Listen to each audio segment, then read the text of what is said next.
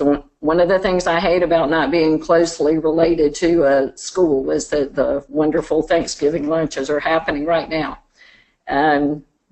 We have a packed house, so I'm going to get started, and we have a good bit of material to cover, as well as a special guest, and also want to leave time for questions at the end.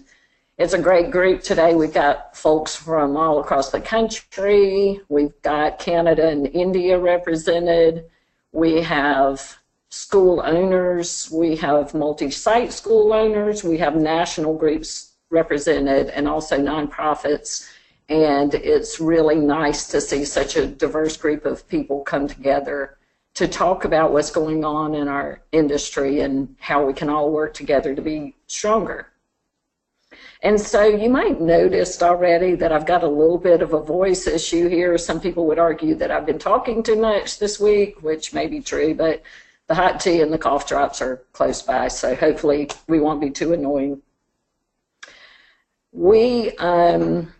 We want to talk about the transition process today, and I'm going to approach this from both respects, whether you are a person who is transitioning a school into your portfolio, or whether you are a person who's considering either now or sometime in the future a process that might transition your school over to a new owner. I think it's never too soon to learn the intricacies of this and to start thinking about it, even if you have no concrete plans to do anything today. So the first thing I want to start with is what we talked about last time. So I know that we do have a couple of newcomers, and I think some of those were from recent conferences and folks that we met there, and that's really nice because we've gained some great friends in the last couple of months. I want to refer you back to a couple of webinars that laid the foundation for this one. You can access those webinars on our website at any time. You can go back to, this is the end of our second year of webinars, so there should be about 12 there now. Last year was, 2015 was a big focus on all things operational, which included things like setting tuition rates and accounts receivable management. This year was a little more related to buying or selling a school. Valuation and the process. We had a speaker last month, Tim Truly from Learning Care Group was with us. Tim is the acquisition manager along with other hats with Learning Care Group, who operates under the brands La Petite, Child Time, Tutor Time, Children's Courtyard, Montessori Unlimited, and their new brand, which is he'll get me for not remembering that, but it'll come to me in just a minute. They only have one of those so far. It's in Minneapolis, so maybe he won't kill me too much for not remembering that. But we had a great chat about what they were looking for from a national group's perspective, why growth was important to them, and how they handled the process. So that's also on the last webinar. But the two that I'd like to refer you back to are, let's just go through very briefly what we talked about on last webinar, which was aired in August, and you again can go pick that back up. We talked about what you do in advance of a process, how to develop your internal team, who those people should be, what they should do, and how soon you should talk to them about what's going on. We talked about the outside group of professionals that you need to lead a transaction. Those people are your attorney, your accountant, and of course your broker, and that those people need to be on board and well-versed in advance. We talked about how to manage confidentiality, and we're going to talk about that again today. Confidentiality is critical, and not only keeping people from being overly concerned, but also in preserving the value of the business that's being transitioned, and just as important for the buyer as it is for the seller. And it's people's number one concern as they work through a process. And if done right, is really not a huge issue. We talked about what data to collect and how to perform the evaluation. And I think this is the most critical part. Also, there is a complete webinar from the spring just on valuation and how that works. It's not designed really to be the end all, because there are many, many factors that go into that, but it will give an overview of the things that are important and how to get to those numbers. Because the number one issue that I see people make when they buy or, of course, sell is to overpay for something that won't support its value that they paid for. And it's really hard to recover from that. So we work really hard on the value of something on both sides as we're working with people. We talked about the listing agreement itself and what that should look like. And then we're getting to the point where we're looking for potential buyers if you're on the sell side. Also, if you're on the buy side, you're probably in a pool of others who are interested in that school. And then we talked about the very important, what happens when those people want to come in your school. How do you manage that? What are some options for ways to do that and still maintain confidentiality? So 2 webinars to refer you back to prepare for this are the part 1 of our transition, and also the more detailed valuation workshop. So you can get those online. And I was just reminded of Learning Care Group's 6th brand, which is Everbrook Academy. So thank you for that. Okay. Let's talk about what we're going to talk about today. So step 2 of the process, once we've gotten to that part, we're ready to launch, and we have people looking, or we're looking, and we're ready to start actively pursuing the deal. So as you can see, many, many, many things happen in advance of someone actually coming in and making an offer when it's done right. And so today we're going to talk about negotiating offers. Hopefully there is more than one. If you're on the sell side, if you're on the buy side, hopefully there's only one. We want to talk about the letter of intent, what that is and what it looks like, what it accomplishes. We want to talk about the other legal agreements that go along with the transition, what happens in legal agreements for the business, and then what legal agreements are required for the real estate. Then we want to talk about the diligence process. So at this point, there's already been a pretty significant diligence process to determine enough of the value to make an offer or to receive an offer. But it's certainly not, the process is not over at that point. And this is where it can get very comprehensive. And people often miss that they still need to pay attention to what's going on in their school and to be sure that the information that's provided can substantiate what the offer has been. We're going to talk about team meetings and people issues, both for staff and parents, very critical. And then we're going to talk about closing the deal. So that is the mission for today. First of all, let's talk about how to negotiate the excuse me. Talk about how to negotiate the offer or multiple offers. First of all, let me say that hopefully, again, if you're on the sell side, there are multiple offers and how to negotiate those. And I think you would consider this similar to selling a house or any other asset, in that you typically start with the strongest one and you try to negotiate it to a place that you can both be happy. So that's the typical process. But the things I want to talk about really are that it's usually a little more complicated, and should be, than just saying, I think it's worth this and I think it's worth that, and let's agree and move on. So there are other things that need to be outlined in this very first step. And those things come in the form of a letter of intent, which is part of the legal documents we'll talk about on the next slide, but I'll bring it in here now. A letter of intent is a non-binding expression of interest that usually requires the seller to take their transaction off the market for a specific number of time once they sell it. And the logic there is that once it's accepted, you want to move on to more formal legal agreements, which are lengthy and expensive. So Usually no one wants to put the expense into the development of those until at least some very basic, some basics of the transaction have been agreed to.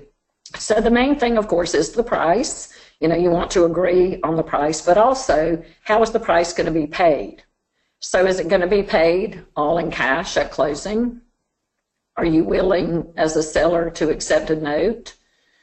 Are you going to do a lease of your facility? Are you going to sell it? Are you going to consider other options that might reward you greater if the school performs better? So here are some of those. And of course, I advise people differently depending on which side of the fence I'm sitting on.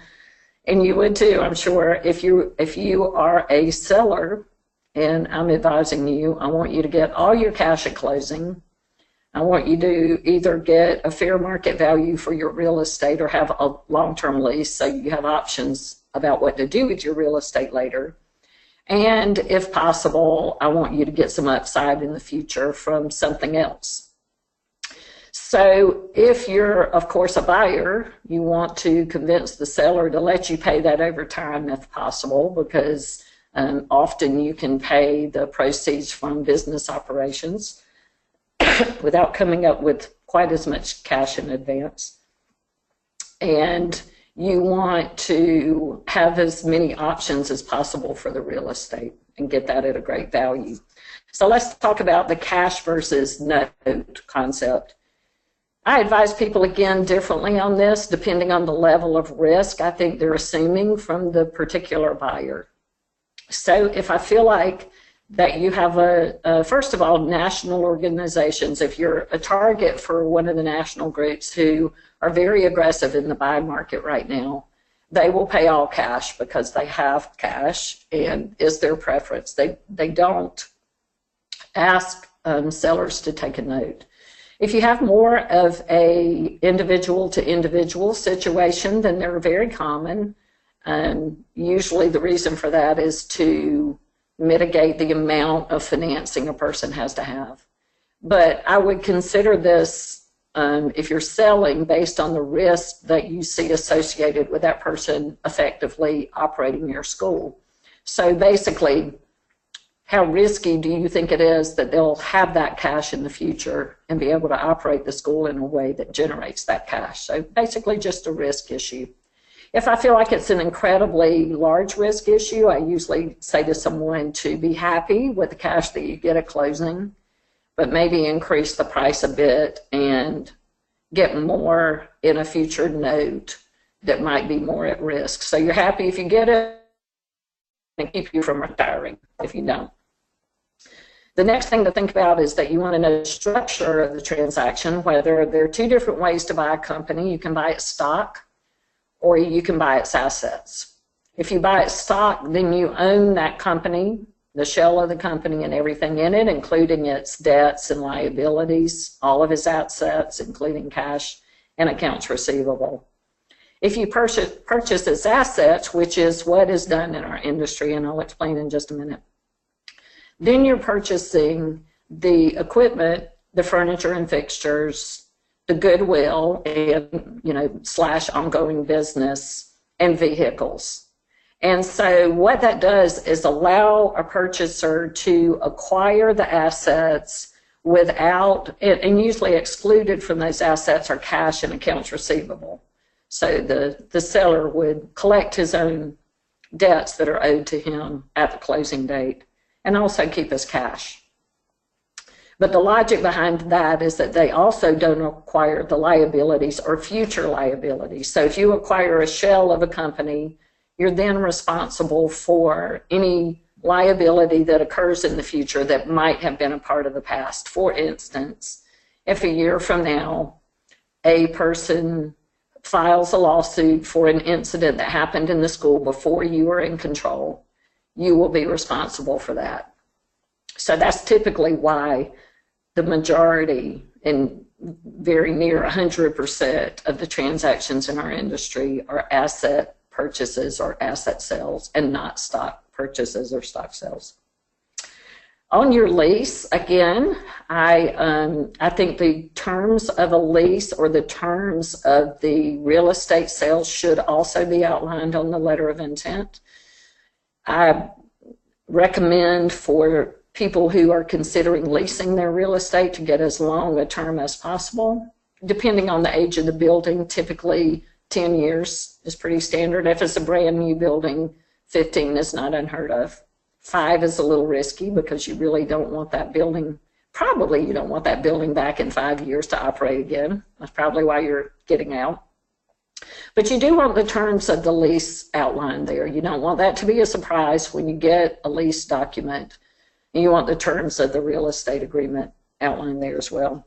And the last thing that I'll say is that I like to include a timeline in that of what is expected in the transition, because the longer it goes on, the riskier it is for your mental sanity, for one thing, but also for the confidentiality factor. And you want to not rush it so much that you don't handle people and issues well, but you don't want to drag out so much that you put yourself or other people at risk. So I just like to know that right up front.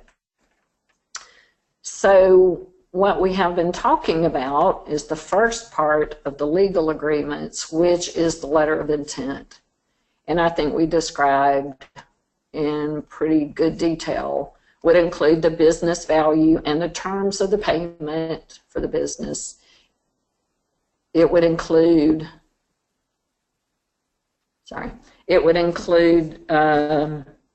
the value, again, and the terms of the payment for the business, the structure of the purchase or sale. It would include any parameters around the real estate, purchase price or a lease, and it would include a timeline. Usually those have a specific amount of time for a person to respond. I think you can expect 2 weeks is about the right amount of time. You don't need to drag it out forever, but do put an end date on it so that it's not just hanging out there forever.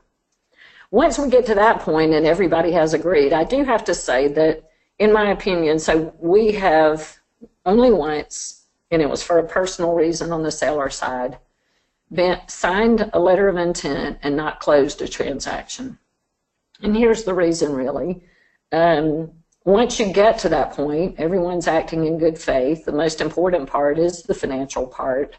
We've already worked our way through a pretty good diligence process. We think the value's right. We think the culture fit is right. We've met people and we feel good about them. And at that point, it's just logistics. So honestly, if we can't get it done at that point, and I'm helping with a transaction, I take that very personally. I think I didn't do my job very well, but we typically always close a transaction when we get to that point.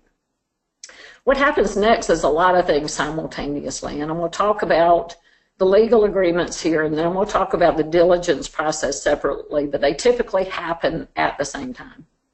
So the 2 legal documents that happen, and I put 2 different terms for the business agreement because you'll hear people refer to these differently as either an asset purchase agreement, APA, or a PSA, a purchase and sale agreement. Means the same thing. But you'll hear different attorneys and different brokers call them different words. So just to be aware that that's what they mean and that's what it is. At the same time, some legal document will have to be prepared around the transition of the real estate, whether it's a sale agreement or whether it's a lease. But there has to be some document. If you have a third-party lease, then there would have to be a document prepared that would transition that existing lease from someone else into the new person's name. So there's always some document that relates to what's happening with the real estate.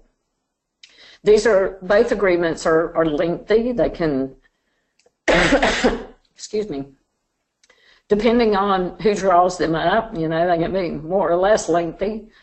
They would typically outline, the business agreement would outline more detail about the business. It would outline things like how do the people transitions happen, which people are they retaining. It would outline when they want to talk to people. It would outline the information that would be required for the diligence process. We're going to talk about it in detail in just a minute. It would outline what was going to happen with accounts receivable. Are they going to pay you for the value of those at closing? Or are you just going to have to collect those afterwards? It would outline what would happen with prepaid accounts or deposits and how those would work. So everything business related gets addressed here. And again, there's some specific things related to our industry. Another thing you may see is that most buyers will want a certain amount of inventory left in the school. And whether that's classroom supplies or food, they don't want to have to walk in the first day and have nothing to start with. So usually a week or 2 weeks of supplies is kind of standard. On the real estate side, this is a little more what you might have seen if you've done any typical real estate transaction. It would outline what diligence was required, whether a survey, environmental, who's paying for all of those things, who's going to pay for the closing cost and the diligence work that's required to transition a piece of real estate. And that's very important. Each state sort of has a typical who pays for what, but it's all negotiable.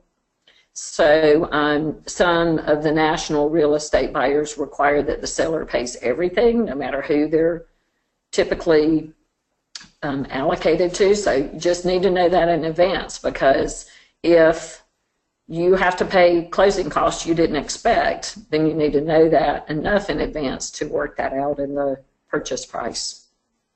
So at that point, you would get a lease or a real estate purchase and sale agreement. Typically, these are drafted by one side. Some people who are serial acquirers will already have drafts, and then the other side reviews. And depending on the particular attorneys, you can go back and forth once, or you can go back and forth many, many, many times. And this is often a wild card in how long does the process take. So we get that question a lot. It's a very good question. And one of the wild cards that's hard to predict is how much attorneys dot the I's and cross the T's. Not that it's not important. It is very important. A critical part of the process that both sides are represented. And sometimes we can get a little crazy with that. So we'll leave that there. So along with the legal documents that are being produced at the same time, and I suggest, so some people will say things like, I don't really want to start collecting all this information until I know we have an agreement. And that's okay. You can wait and do that. But the list of information required is usually pretty long. And if you don't want to stretch the process out longer than you need to, it's usually better just to do it simultaneously. So I'm going to give you some examples. When we work with our individual or smaller company buyers, we typically will give them a list of things that they should request and check. And basically what you're trying to do here is a couple of things. You want to get in greater detail so that you completely substantiate the value that you've offered. You want to get enough information that you can transition people well. The most important part, and by people I mean staff, mainly staff. Also parents, but mainly staff. Parents are okay if staff are okay, which we'll talk about in a minute. Also, you have to transition a license, and you have to transition vendors and other systems that are required to operate when you close a business at the end of a day on Friday and you open on the next Monday. And so the national buyers that we work with have their own list that we have copies of, and if we insert a buyer in, we have the list ready to go and spend a lot of time working with our sellers on helping them collect this information. We actually have a web-based portal that we have people put their information in, we check it very closely, and then we give the other party access to it just to make it easier, because a lot of times we have people in three different places. Usually a buyer might be in one state and the seller in another, and we're in another. So electronics is great. There's some examples of things that might be asked.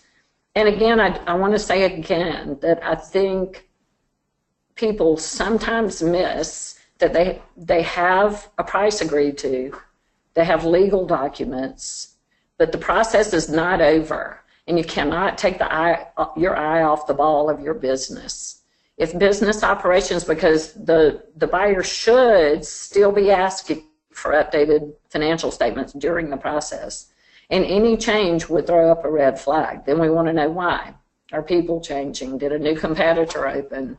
Should I have paid that value? Maybe I overpaid. So you really have to continue to keep the business as stable as possible.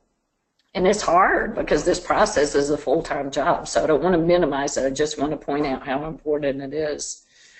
And so here's some examples of things, and this is certainly not all-inclusive. We, from our national guys, we might have a list of 30 things, and we might have a list of 100 things.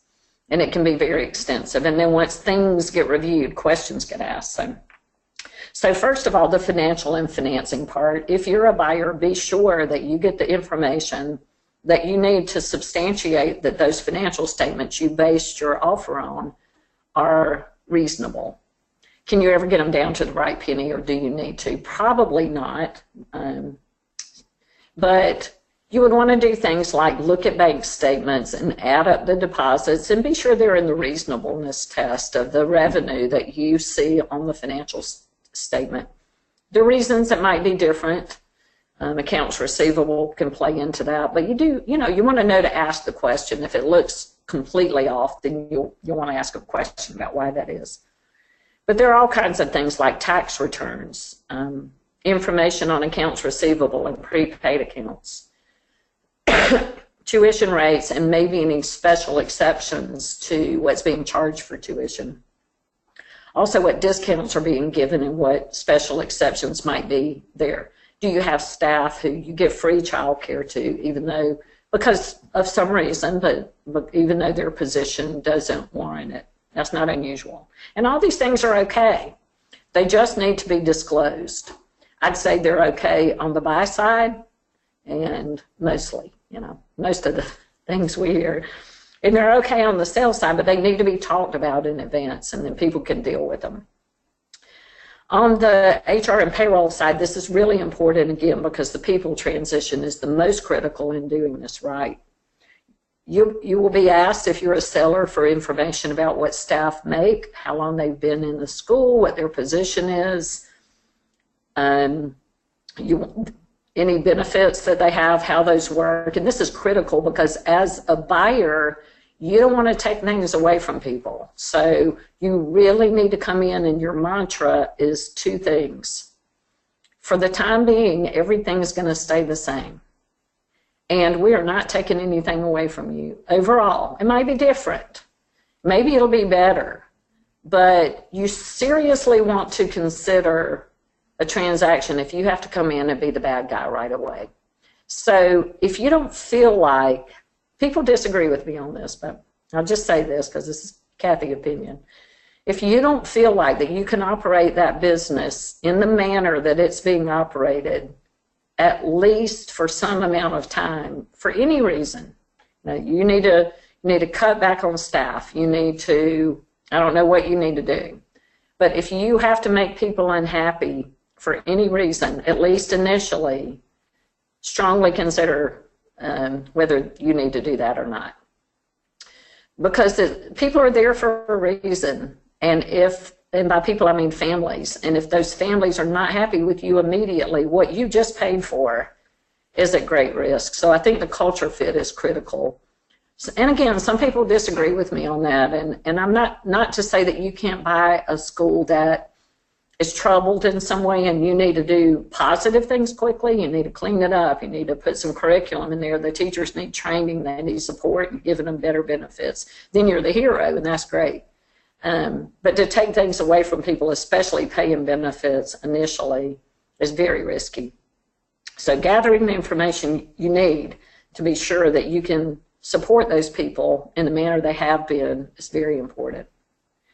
The IT would include things like the computer inventory, both both office and classroom. Who are the service providers for those things like internet? Maybe there's some contracts with software companies companies that you need to know about. Around the legal work, attorneys are great at this, so they will certainly tell you. But you'll want to know things like what intellectual material come along with the company. Are there protected logos or names? Are there any pending lawsuits? The attorneys will want to do lien searches to be sure that the business and the real estate are free and clear and can be transitioned. In the marketing department, I put that on the list because it's always on the list, but it's really pretty minimal. Things that would be included there are possibly the website, if that's being transitioned, or also any contracts for special marketing that you might have in your school. Operations is critical. You want to get compliance reports, even though I would suggest that you should have already looked at those online to see what they look like. Any contracts that the company has to provide services, any grants that they receive that plays into their revenue. You want to see a class list and compare that with the enrollment that you were told, hopefully in your original diligence process. You want to know about accreditations. I could really go on and on and on with these lists, but just to try to give you a flavor for what some of them should be. On the logistics, you have to know things about vehicles and utilities and vendors, and this is another big part of the closing, that those things all have to be transitioned over. On insurance, you want to see loss runs. So you want to see what claims were in place, and insurance companies can run these for several years, and it's important to see. You want to see the policies themselves, especially on the benefit side. You want to be sure that you can replicate those coverages if you need to transition benefits. And then the real estate comes up with its own set of asks. If there's a current lease, are there any CAM charges? You might want to see a copy of the tax bill. If the seller has available appraisals, prior appraisals, environmentals, or surveys, those are good to ask for. They're usually not required, but they're nice if somebody has access to those. So again, it's a huge process, and I just try to be sure that people are prepared on both sides of the transaction to get the information that they need to know that just to minimize surprises, and then to be sure that they can transition the business well. So let's talk about confidentiality. So I talked about this a good bit. This is people's number one concern when they want to go through a process. How do we manage confidentiality? And I don't want to be shocked, and I don't want my people to know. I know how risky it feels, but I do have to say that confidentiality breaches are very rare with us. We do not publicly market businesses. We manage the process very closely, so we're speaking to a person we know and a person we know. And so when you do that, your risks are greatly minimized. And again, everyone understands that it's just as risky for both sides if people find out before they're told properly. People have to find out. They're going to know. But there are ways to communicate to them that minimize their scariness and their perception of threat and make them feel comfortable. So I'm going to talk about the transition with people. But throughout the process, it's very important. Here are the risk points. To know when people are going to be talked to, the staff and the parents, and to decide that in advance. To know the process for licensing, because this is often where we have a breach if we're going to have one. We can control our in-house people really well, but when you bring licensing into the process, which you have to do in advance to transition the business, we have to constantly remind them that people don't know about this, and you only need to talk to me. And I have to say that if I've ever had a breach, that's where it's been, and not for any malicious reason, but someone new just started and they needed to ask a question, they didn't know, and they pick up the phone and call the school and said, I'm calling about the sale of your school. My recommendation to people when that happens, and again, very rare, but when that happens, is just to play dumb, Yeah, I'll call them, and then to follow up with, that was somebody who just started, she didn't know what she was talking about. I know I hear it from people all the time. I don't like deceiving my staff, but what you want to do is care for them in a way that gets them information when they need it, but not so far ahead that you create distress. Okay, I could go on about confidentiality for an hour, but let's not do that. Okay, so let's talk about the transition itself. So we have now gotten the legal agreements defined, and both sides are happy with them. We have now worked our way through the diligence process, and the buyer is happy with what they see, and they sign off on it, which mainly means, usually in the agreement, they would have a certain amount of time to waive any contingencies, meaning that they're saying they're happy with it, and at that point, there's nothing in the information that would keep them from closing. So you have some security around the fact that there's a close. So there's always, so let's talk about the staff, because here's my theory in my 30 years of transitioning my own schools and then helping others do it, that there are many ways to transition staff, and transitioning staff is 99% of the important part of the transition. The parents are one, because as long as the staff is still in place, the parents are going to look at the staff and say, is this okay? And the staff's going to say, yeah. And we don't know everything yet, but they seem like nice people. We're going to give it a chance. And I think we'll be okay. Then the parents are okay. And so learning to sell yourself as the buyer to the staff is critical. So there's some things that you want to do. Let's talk about timing first. We have companies and people want to talk to people as much as 30 to 60 days ahead of time, 2 weeks ahead of time, and not until after closing. And here's my opinion. I like the middle road. I think you want to give them time enough to be a part of the process and to give the acquiring company time to transition their benefits and payroll and be ready to go, but not so much time that they have to, because they're going to be fearful. The unknown is always fearful. Their job is important to them. They typically are emotional about the person that's leaving, and it can be a scary time. So in a perfect world, I really like 2 weeks. I think 2 weeks is enough time to transition payroll and benefits, but not so long that it causes distress. One of the reasons it might take longer than 2 weeks, we've bumped up against this several times just in the past year, is that every state is different. The typical state will require a 30-day notice for a transition, and usually staff do not have to do new things like fingerprints unless they're over a certain amount of time. But lately, we found a couple of states who want them all redone, and obviously you can't ask everybody in the school to redo their fingerprints without an explanation, so we've had to lengthen that notification time. It does create issues, I'll be the first one to say, and I think every situation is different, so what I would know in advance of even considering an opportunity is what does licensing require, and let's make a plan for that, because it's that critical. So on the very front end of buying or selling something, we need to know what the plan is for licensing and what the plan is for the people's transition. The things at that point are critical are, who are these people? Am I going to be okay with them? Do I still have a job? What's my pay and what are my benefits?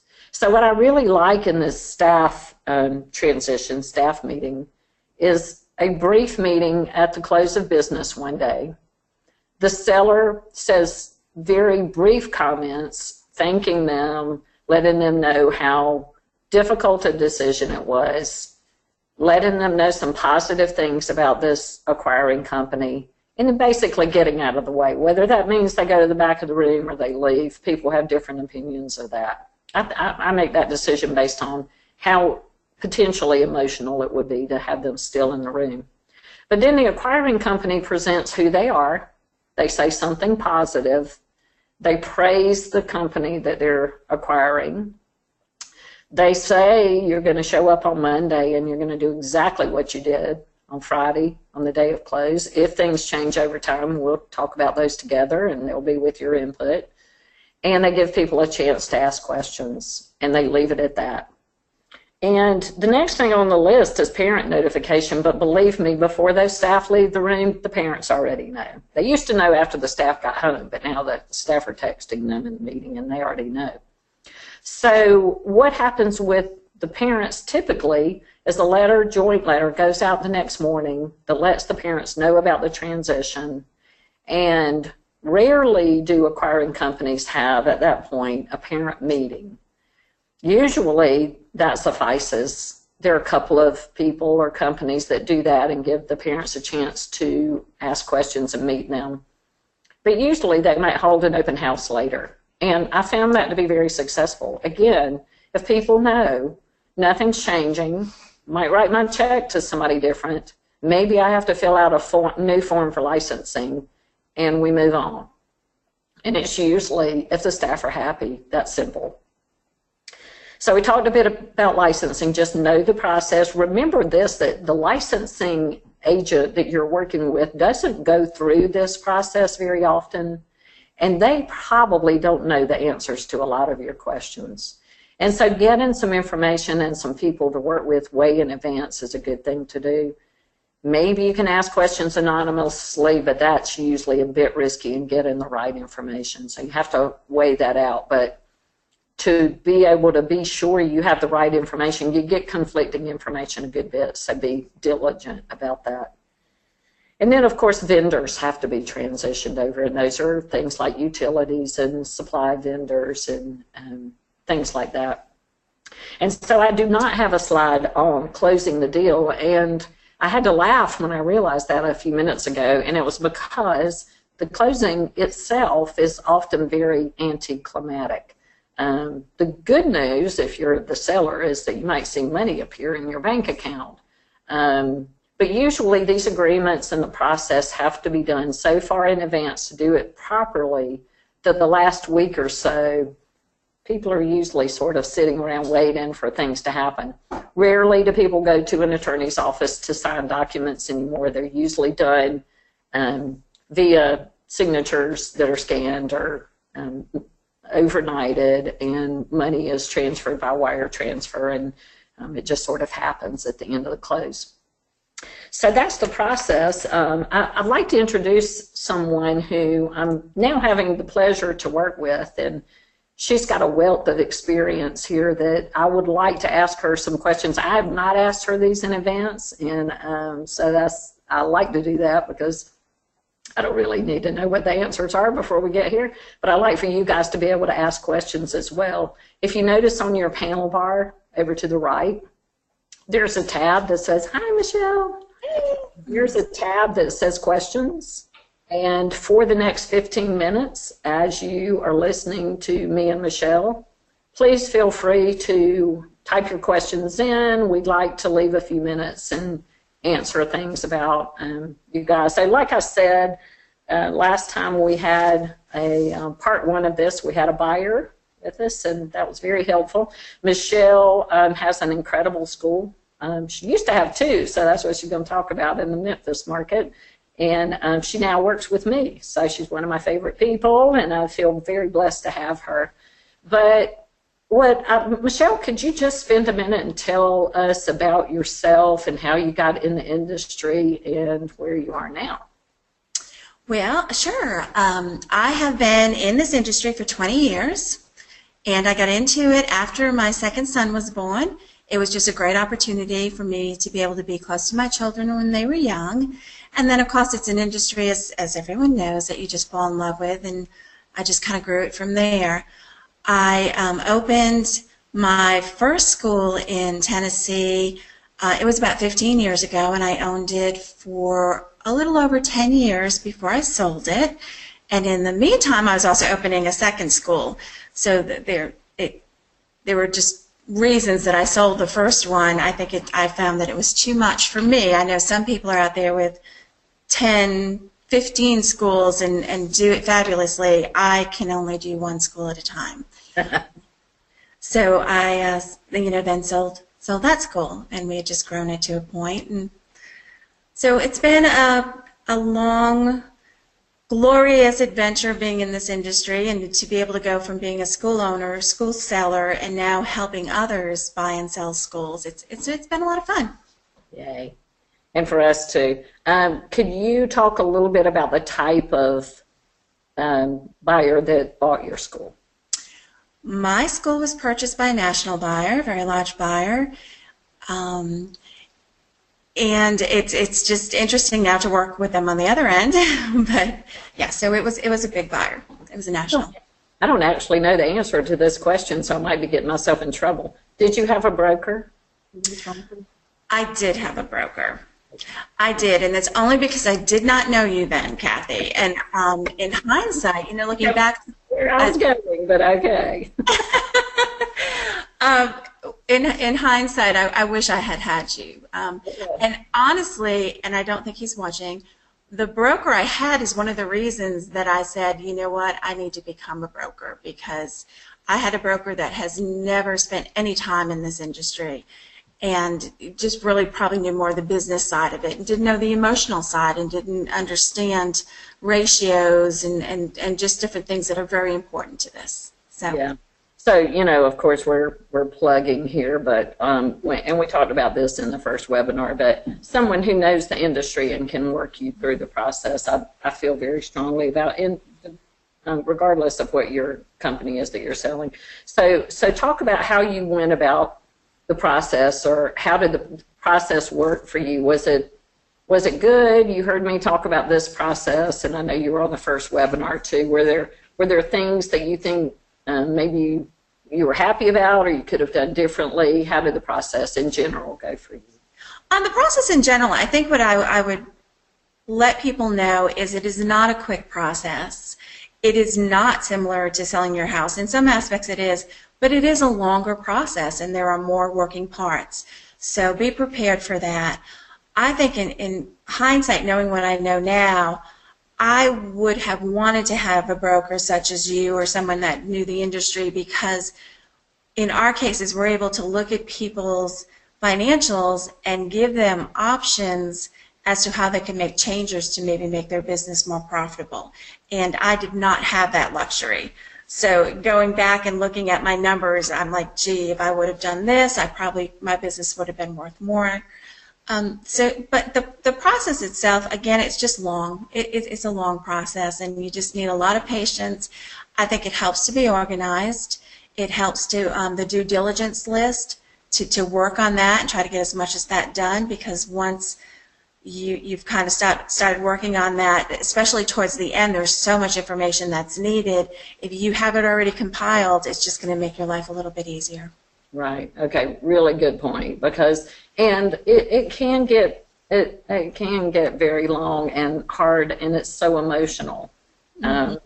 It can be tough for people. I agree. What would you say your biggest challenge was in the transition? Not being able to tell everybody what was going on. I'm a very open person, and I had worked with some of these teachers as long as we had been open. I think that's difficult. I don't want to look at it as I was outright lying to them. I think I was really protecting them from some unnecessary anxiety. But that's difficult, because you want to share with people why you have somebody through the building or why you need a certain report. That's the hardest part, is not letting everyone in on it. But it's I looked at it truly as for their own protection, because I did not need them worrying about it. It was nothing for them to worry about. Right. Well, so I'm going to lead right into a question that someone else posted for us here, which is a great one, and that's when to tell the director. So I'll let you take that one first, and then I'll weigh in. I think it really is going to depend on the relationship you have with the director. In my particular case, my director knew. My director knew, my financial person knew, because I needed their support in helping to keep everything under control and keep things as normal as possible. I did reassure them their jobs were not in jeopardy. Nobody, if your business is running well, nobody's going to come in and want to replace your director or your financial person. So, they had to be secure. And I thought about it afterwards. I would have probably even maybe had them sign a non-disclosure, so that after everything was said and done, if the teachers came back and said, you knew and you didn't tell me, they would have had an easy out and said, I had to sign something. So that, I let mine know right away, but I'm sure there may be some relationships that you may want to wait until things are a little bit more solidified.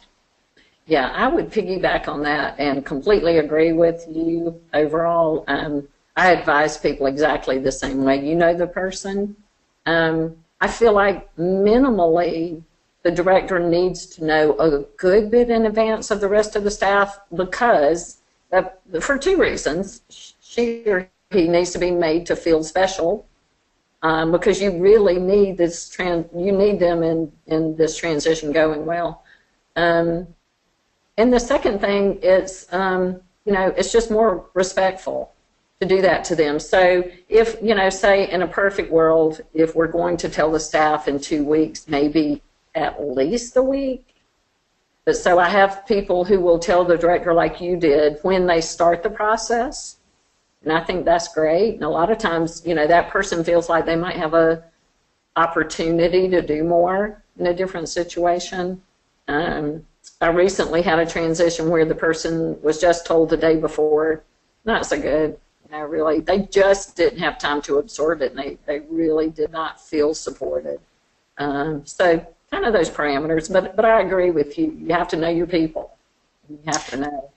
And it also may be an opportunity where your director may be the person interested in buying. So once you're thinking about selling, it kind of gives them an opportunity to maybe consider taking over the business as well.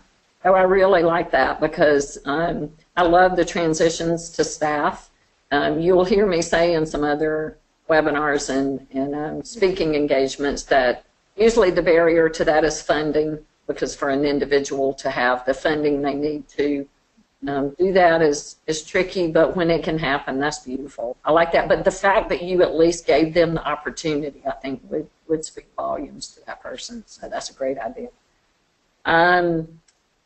So remind me whether did you buy either your schools? You started your schools from scratch, right, Stevie? I started both my schools from scratch, so I have not been part of the buying an existing school process. Okay. So I was about to ask what advice you would give people who were buying, but you have sold. So what advice would you give people who are interested or think they might be in the future in selling? That are interested in selling, I would say start now, even if it's something you're looking to do 2 to 5 years down the road, because the more organized you are, the easier it's going to be.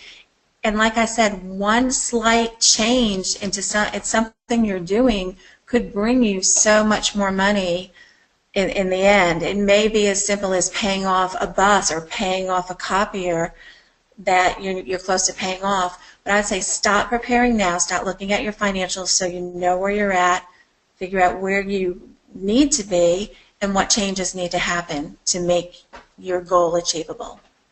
Good advice, thank you. Okay, we got a couple of other questions here. I'll give them to you first, Michelle. How do you feel about the owner continuing to work in the school after they sell? I do not think it's a good idea personally. I think it would be very difficult emotionally, both for the owner and for the employees and the parents. In my particular case, I closed on a Friday and I never went back. I was about to say, that's the last thing most of our sellers want to do. They're checked out by that point and they've sailed off somewhere. It's just hard because you want to give the new owners the opportunity to make slight changes or even just be in charge. They need to develop that respect in that relationship, and I think it's difficult. You may undermine it, not intentionally, but I don't think it's a good idea at all. I know some may request that you stay on for X period of days or weeks to help with the transition, as did mine. In my contract, they asked me to stay for 4 weeks. But we both knew at the closing table that it wasn't going to be a good idea for me to go back. So I don't think it's a great idea personally. Yeah, I think my experience has been the same, that a clean break is best emotionally for everyone. Not that you wouldn't ask questions, if they had a question of you.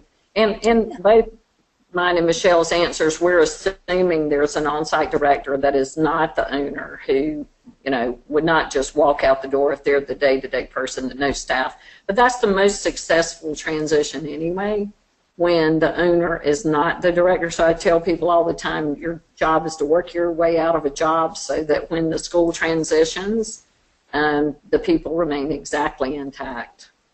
So you have directors, and you had a director in your school, right? I did, yes. Mm-hmm. So now, I'll put you on the spot a little bit here. How was your director after the transition? Well, I mean, mine was a little unique because I had opened a second school, so my original director had come with me, and there was a second director, almost a curriculum coordinator, that had moved up into that position. So as soon as I sold the school, she really got a lot of power, a lot more power than when I owned it. But she embraced that. That was a great growth opportunity for her. She's now with a national company, and she has learned a lot, and she has opportunities to even do different things within this company. So it really was, at first I think her feelings were a little hurt. It's sad, we'd been together a long time, but once she saw the long term, that it was just a better situation for both of us, and we're still friends, so we still have lunch. How long has that been? How long ago was that? 4 years ago I sold. I'd say that's a pretty big success if she's still happy 4 years later. Absolutely. Couple more, and then we'll talk about what we're doing for our next webinar, so we're pretty excited about it. Who writes the legal documents? Who wrote the legal documents in your transition, Michelle? In my transition, because I was dealing with a national company, they obviously already had something in place. So they submitted to me, their letter of intent and then their contract. I had an attorney that I worked with, and we went in and just made the changes that we felt were necessary. So in that case, but my attorney would have been quite capable of writing that as well. So I would recommend that you have a good attorney that can help you through this, whether you write it or they submit it to you. I say this regularly, but I'd love your opinion. Did your attorney have any former experience in business transitions? Had they done that before? Was that their specialty, or do you think that's important? I would think that probably would be important. My particular attorney, not so much, is more of a real estate attorney. So I think was more versed in some of the assets and purchases and things like that, not so much the name and the website. I think those things were a little foreign to him, but he worked through it great. But if you have someone that has experience selling businesses, I think you'd be just that much more ahead of the game. Good deal. Thank you. I'm going to jump in with an interesting one here. Does anyone have regrets on selling or buyer's remorse? Well, let's see. Do you have any, Michelle? I do not have any regrets. Again, it was the right timing for me in my life, and it was also the best timing for the school to make the transition. And I say if you ever do have a regret, there is nothing stopping you from opening another one. If you really feel like you still need to do that or need to be in that industry, there's some wonderful opportunities out there, and you could just start over. Maybe sanity would be a reason. I'm kidding. Okay, so let me speak a bit to that as well. It's really important to me in the work that I do that I can call people. We check in with people regularly. We don't let them get away from us after we've done a transaction with them. We talk to them after a month, after 3 months, after a year. It's a very small community, so there's not the opportunity to really get this wrong. And usually we'll hear something. I wish so-and-so would have gone better. This was a bit of a surprise. Maybe this guy, and we're doing a post-mortem with both sides as well every time. What went well? What didn't go well? What can we change about the process? What would make it easier for you? So we're constantly collecting that information. So I can't say that people never wish something went differently. Excuse me. But I've never had a buyer or seller say, I absolutely shouldn't have done that. I would say that if someone feels that way, something went wrong in the process. But good question. That's a good one. Let's see. Where is a good, Let's see.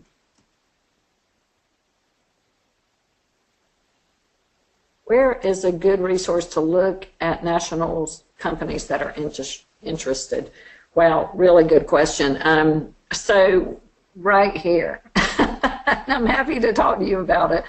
And I'm not trying to be egotistical, but let me just say that it's a real issue in this industry to have a place to go for information overall. We're a very divided industry, for one thing. There's one publicly traded company, that's Bright Horizons. And Bright Horizons is a different animal. You can get their financial statements online because they're publicly traded, but you know, they're employer sponsored and their numbers look a bit different from the traditional school. Other than that, people like us make it a mission to have a personal relationship with every national buyer that there is.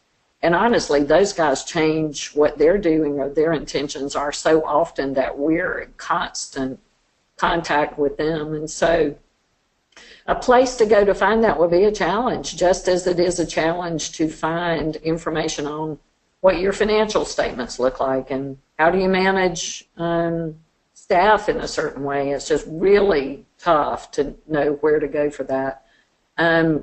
If somebody has an individual question, wants to call or email me later, I'm happy to give a quick overview on what's happening today with different people. But you'll have to call me back next week because they'll change their mind next week about what they're doing. You guys have heard me say before that all of the national companies except for Bright Horizons, who is public, are private equity owned. And private equity players change their mind a bit about where they want to be, what types of schools they want, how aggressive they want to grow, what they're willing to pay, and it can change really quickly. So that it is an issue, that there really is no comprehensive place to go to know that. Michelle, you want to weigh in on that? No, I think you answered it perfectly. It is changing, and I think it's important with people like you that have those relationships and understand those national buyers. Yeah. Yeah. And I see the struggle. So, and different schools are different targets for different buyers, you know, depending on their needs.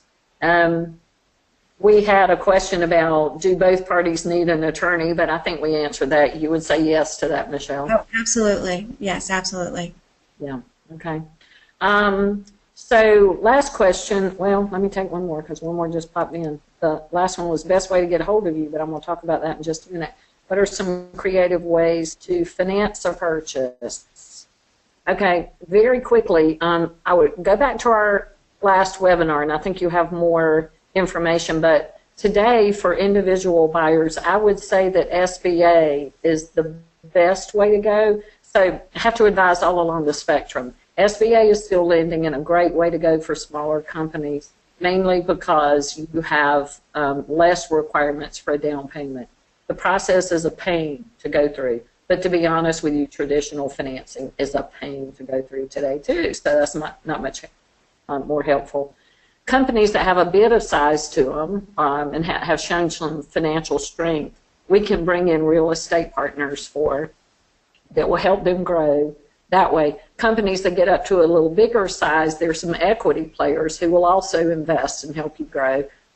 And it just goes all along the spectrum. So it's really dependent on many different things. But at the very beginning in helping grow a company, SBA is a way to go. And get in touch with me if you're interested, because we've got a great lender who specializes in our industry. And I can give him a phone call and he's on a plane to come see someone. He's fabulous. So that's been an awesome resource for us. So we're bumping up against Thanksgiving lunchtime. So let me talk about, basically, I could call it the next webinar. We are closing the 2016 traditional bi-monthly webinars with this webinar, but we thought that it would be fun over the next month if we could do some video question answering. I'm going to have my whole team here. Michelle's flying over from Memphis to South Carolina to see me in 2 weeks, and we're going to have the team here from Denver and the East Coast, and everyone will be here. We're going through a process of strategic planning And along with that, we'd like to take your questions and throw them out to the team and video those responses and you blast those out to you. So we're excited about doing that. You see the website here that will tell you where to send those questions. Someone just asked me best way to get in touch with me. Email. I'm always on the spot on email because I live on the phone, and getting me to answer the phone is tricky. And great on email, and I can schedule a specific time that works for us both to talk, and always happy to talk industry with anyone. So my email address is just like this info one, but it's kligon, Kligon, at ssgadvisors.com. You can also send it to this info address, and it'll find its way to me. Thank you, Michelle. That was terrific. Enjoyed having you. And I will see you in a couple of weeks. Thank you very much to all of our attendees. You should get a web-based survey. It will ask you what went well, what suggestions you might have for us, and also ask you for future topics. So we have not yet made a decision on our focus for 2017, so we'd love some suggestions for that. And I hope that everyone has a good week, enjoys Thanksgiving with their family and with their schools. I know that's a very special time. Thank you for being with us.